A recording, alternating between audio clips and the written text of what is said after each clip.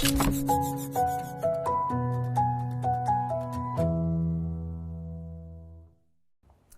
et bienvenue. سلام بچه‌ها، خوش اومدین. امروز می‌خوایم راجع به پرپوزیسیون دو لیو یا حرف اضافه مکان‌ها صحبت کنیم با هم دیگه.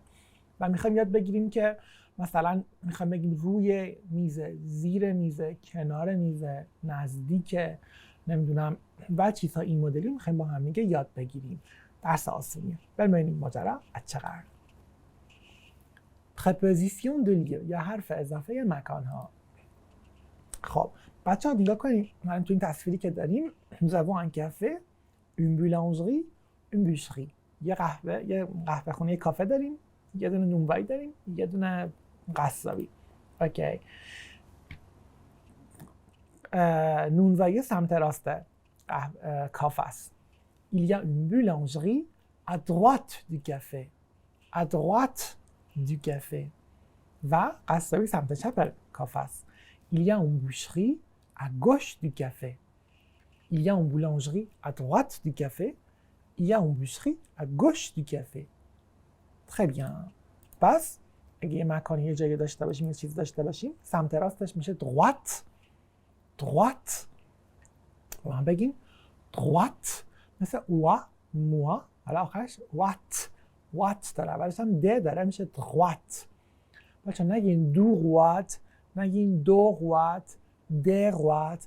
بین د و ار هیچ فاصله نیست. در در droite droite. و میخوام بگم سمت راست چیزی یا کسی à droite de quelqu'un.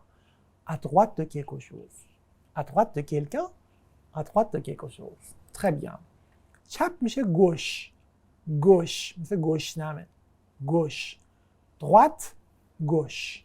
droite gauche. و à gauche de quelqu'un. à gauche de quelque chose. گوش هم میشه چپ، معنی دیگه هم داره. مثلا کسی که چپولم بهش میگن گوش. ها مثلا میگن il est gauche. elle est gauche. à gauche de quelqu'un. à gauche de quelque chose. آره. و دقت کنید که بچه‌ها این دو یعنی یادآوری در واقع که با هم دیگه تو دوره قبلی خوندیم، وقتی با ل قاطی میشه دو. à gauche de quelqu'un یا quelque chose اگه چیزی باشه که مسکولن باشه با ل شروع بشه میشه میگیم à gauche du. à gauche du café. à gauche du cinéma. اگه فمینین باشه میشه de la، چون دو بلا تغییر نمیکنه. à gauche de la boulangerie. à droite de la boucherie. اگه با ال اپوستروف باشه مثل l'école میشه de ال اپوستروف، مثلا à droite de l'école. اگه دو به ل باشه فرض کنید هست les écoles سمت راست مدارس میشه د. دو به ل میشه د. à droite des écoles. à gauche des écoles. آره. اوکی. دیگه چی داریم؟ اینجا یه کافه داریم که پشتش داره پست، جلوش هم به درخت. خب il y a un bureau de poste derrière le café. il y a un bureau de poste derrière le café. میگه یه اداره پست، یه دفتر پست پشت اون کافه است. il y a deux arbres devant le café. دو تا درخت روبروی اون کافه هستن. پس il y a un bureau de poste derrière le café. il y a deux arbres devant le café. devant le café. derrière devant. اوکی. باز دوباره اگه یه چیز داشته باشیم که من اینجا اخی دو تریومف رو گذاشتم، خب که نماد این دور دوممونه. devant روبرو. devant quelque chose. devant quelqu'un. برعکس à droite de که دو داشت devant دو نداره، نمیگیم devant de quelque chose، میگیم devant quelque chose. دقت کنید این. و derrière quelque chose. اینو با dernier قاطی نکنید. dernier میشه آخرین. derrière میشه پشت. اوکی. و derrière quelque chose quelqu'un. devant derrière. devant derrière. باشه برای devant یه کلمه دیگه هم داریم en face de. en face de. این یعنی دقیقاً روبرو. en face de. دوام میشه روبرو. میتونه مثلا یه ذره اینورتر هم باشه. en face de یعنی دقیقاً مثل face to face که میگیم، خب که تو انگلیسی in front of. این دقیقاً روبرو. اوکی؟ پس devant en face de. en face de داره، devant de نداره آخرش. یعنی نمیگیم devant de quelque chose، میگم devant quelque chose. devant quelqu'un. مثلا je suis devant la caméra. دیگه چی داریم؟ اینجا یه میزی داریم خب که یه گربه روش نشسته، یه سگ زیرش نشسته. میخوایم رو و زیر رو یاد بگیریم.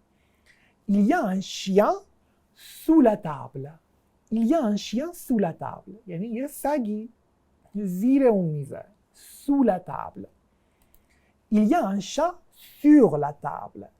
Il y a un chat sur la table. Sous, sur. زیر میزه، sur روی میزه. پس چی؟ باز دوباره arc de triomphe یا تاق نصرت. سو میشه زیر، مثلا قرار بوده زیر باشه و سو quelque chose، سو quelqu'un، sur یعنی رو. باشه وقتی میگیم sur یعنی که باشه ارتباط فیزیکی داره. خب یعنی نه که بالاشه، روشه، دقیقاً روشه.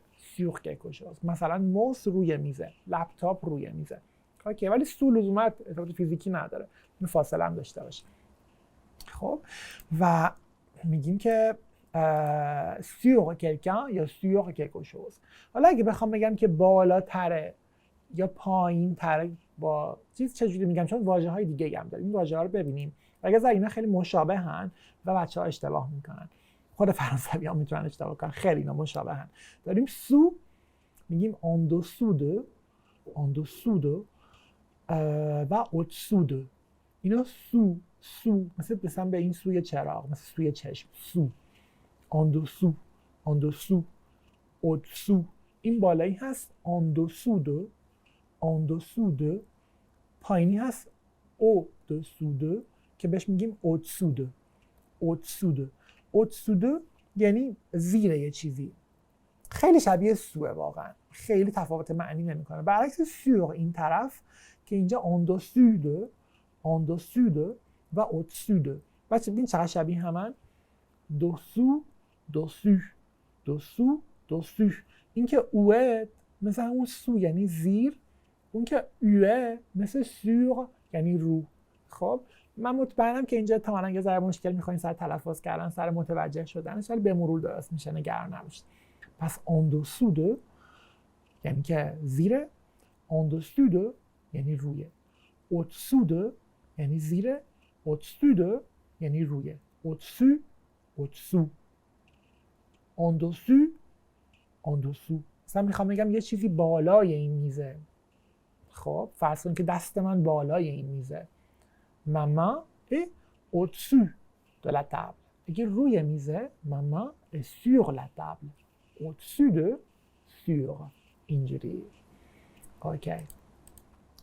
دیگه چی داریم؟ یه خونه است، یه اپیسری، سوپری، بقالی و یه فلوریست، گل فروشی.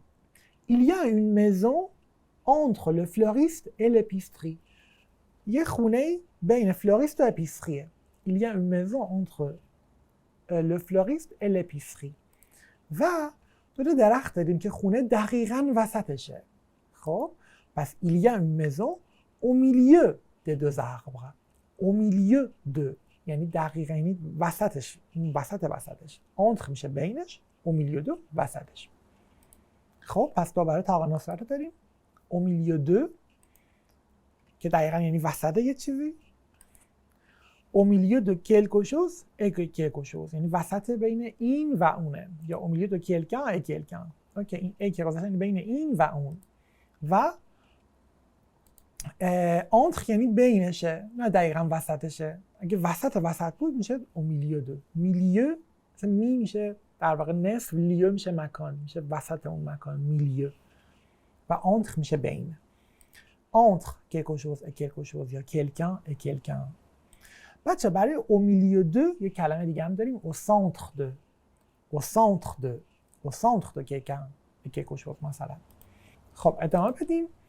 چی داریم اینجا؟ یه خونه داریم، یه ذره این طرف ترش یه مغازه میوه و سبزیجاته، یه ذره دورترش مغازه هیجان انگیز پنیر فروشیه. خب و یه سری درخت مرخت هم وسط هستن برای قشنگی. اوکی، میخوام بگم اون پنیر فروشیه خیلی دور از خونه یا دور از خونه. La fromagerie est loin de la maison. loin de la maison یعنی دور از خونه. La fromagerie est loin de la maison. ولی میوه سبزیجاتی هم دم دره. Le magasin des fruits et légumes est près de la maison. بچه برای اینکه این مغازه براتون دوره بشه یه درس توی دوره قبلی داشتیم، اگه فراموش شده حتما بدون دوره کنید. خب magasin de fruits et légumes، مغازه میوه سبزیجات یا مثلا تره بار نزدیک خونه است. près de la maison. پس loin de، près de. باز با هم ببینیم. Arc de triomphe. loin de، دوره، میبینید. loin de quelqu'un، loin de quelque chose. près de. près de این نزدیکه. près de quelqu'un، près de quelque chose. اگه بهش چسبیده بود چی بهش میگیم à côté de. côte یعنی کنار. خب à côté de یعنی دقیقاً کنارش. مثلا تو انگلیسی next to. خب à côté de. à côté de quelqu'un، à côté de quelque chose. پس près de، près de، loin de. بچه loin مثل wa و مثل ان قاطی شده ouan. این نظر صرفیه. ouan، ouan.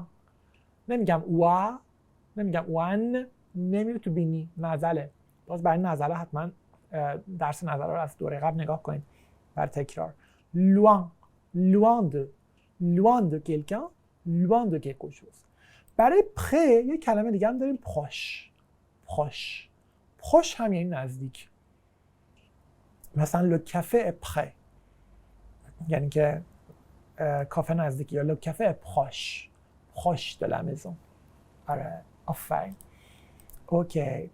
خب بچه نگاه کنین داریم à gauche de، چون مهمه که بدونید که کدوم کلمات کدوم از این عبارات de میگیره کدومشون نمیگیره. à gauche de، à droite de la maison، ولی derrière la maison. نمیگم derrière de la maison. اوکی. این دو بچه الکی نمیاریم. یه سریشون دو دارن یه سریشون ندارن. باید بلد باشیم.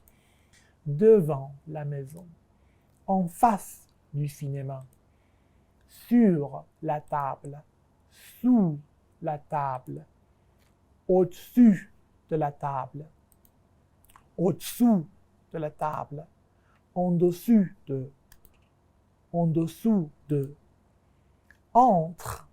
entre le cinéma et le café، au milieu de. حتی میتونیم بگیم وسط یه جایی با au milieu de. مثلا au milieu du salon، وسط سالن. au milieu de la cour، وسط حیاط. Ok, au milieu de la ville، au centre de la ville، au centre du pays. مثلا إسفهان se trouve au centre de l'Iran. إسفهان وسط ایرانه. Ok, au centre de. près de، près de نزدیکه. loin de دوره. خب à côté de، à côté de و تمام. یه دو تا کلمه دیگه هم بچه میخوام بهتون یاد بدم خب که کاربردی مرتبط با این قضیه راجع به اسباب کشی کردن و کاری که تو خونه میکنیم. یکیش دمنژه است. دمنژه اصلا منژ یعنی خونه و دمنژه یعنی که خونه رو جمع کنی بری این اسباب کشی کنی. مثلا میگیم nous avons déménagé à un autre quartier. ما اسباب کشی کردیم به این محله دیگه و به این کانسپت میگن le déménagement. le déménagement اسباب کشی کردن. پس déménager c'est un verbe du premier groupe. فعل گروه اول صرفش راحته. je déménage tu déménages و nous avons déménagé پس کمپوزش. و بچه‌ها اگه خود کارهای خوب بخوایم تو خونه تغییراتی ایجاد کنیم مثلا پلنش رو عوض کنیم بکوبیم بسازیم این چیزی که الان زیادم هست مثلا برادران اسکات به این میگن aménager. aménager je veux aménager ma maison. میخوام تو خونم یه تغییراتی به وجود بیارم. خب بعد حتی اگه جای چیز بیزار رو عوض کنیم مثلا تغییر دکورمی تا حدودی aménager به حساب میاد. ولی اینکه فرض کنید که یه دونه متزنین اضافه کنید اگه سقفتون بلنده از این پله ها که میخوره و نیم طبقه میشه یا اگه مثلا زیر راه پله مثلا جایی درست کنید اگه مثلا یه دیواری رو بردین آشپزخونه رو اوپن کنید همه اینا هست aménager و aménagement. un aménagement.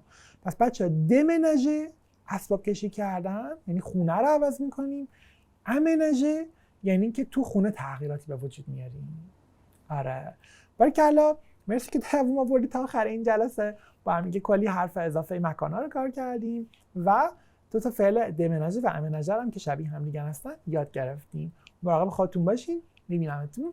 à bientôt.